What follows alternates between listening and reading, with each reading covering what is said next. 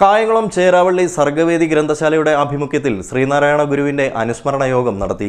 സാഹിത്യകാരനായ doctor Cheravally Sasi ഉദ്ഘാടനം ചെയ്തു. കായംകുളം ചേരാവള്ളി സർഗവേദി ഗ്രന്ഥശാലയുടെ ആഭിമുഖ്യത്തിൽ ശ്രീനാരായണ ഗുരു അനുസ്മരണം നടത്തി. ഗ്രന്ഥശാല പ്രസിഡന്റ് എൻ ഉദയകുമാറിന്റെ അധ്യക്ഷതയിൽ ചേർന്ന യോഗം പ്രമുഖ സാഹിത്യകാരനായ ഡോക്ടർ ചേരാവള്ളി ശശി ഉദ്ഘാടനം ചെയ്തു.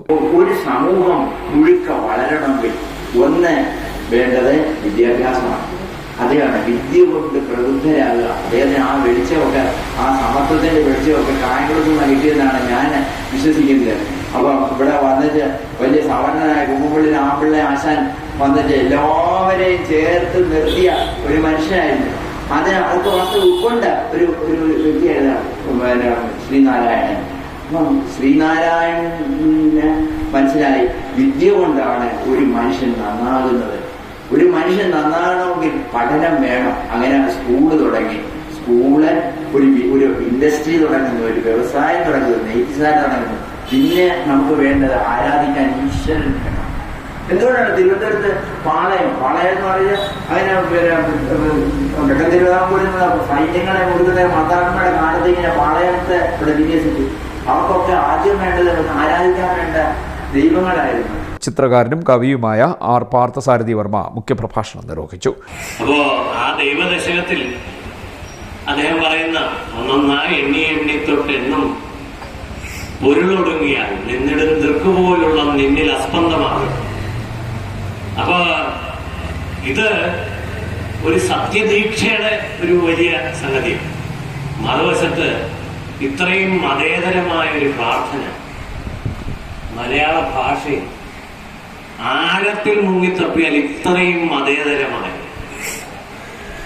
ഒരു ജാതിയെ നമുക്കതിൽ കാണാനില്ല, ഒരു മതത്തെ അതിൽ കാണാനില്ല. മറിച്ച് ഇവിടെ വളരെ മനോഹരമായി ചേരാവള്ളി ശശി സാർ പറഞ്ഞ പോലെ നാവികൻ നീ നാവികൻ.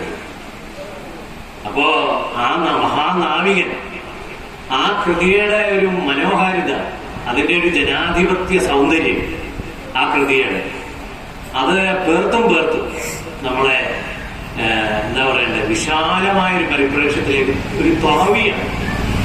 കേരളത്തിന്റെ അഭ്യസ്ത വിദ്യരെന്ന് അവകാശപ്പെടുന്ന കേരളത്തിനെ കാർന്നു തിന്നുകൊണ്ടിരുന്ന ഒരു കാലഘട്ടത്തിലാണ് അദ്ദേഹം നമ്മളോട് ഒരു ജാതി, ഒരു മതം, ഒരു ദൈവം, മനുഷ്യനെ എന്ന് പറഞ്ഞത്.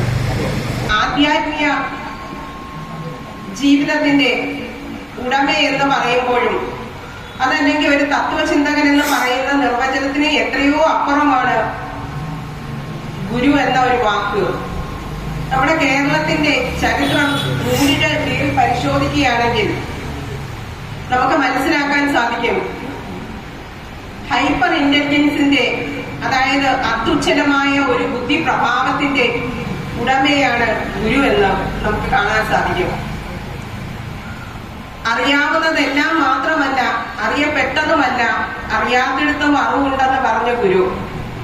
അതുകൊണ്ട് തന്നെയാണ് വിദ്യാഭ്യാസത്തിന്റെ പ്രാധാന്യത്തെക്കുറിച്ചും വിദ്യ കൊണ്ട് പ്രബുദ്ധരാകാനും അദ്ദേഹം പറഞ്ഞത്. മതങ്ങൾക്കതീതമായി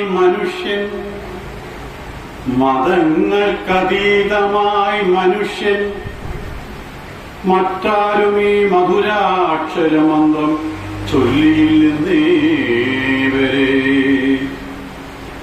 മതങ്ങൾക്കതീതമായി മനുഷ്യൻ മറ്റാരും ഈ മധുരാക്ഷരമന്ത്രം ചൊല്ലിയില്ലെന്നേവരെ.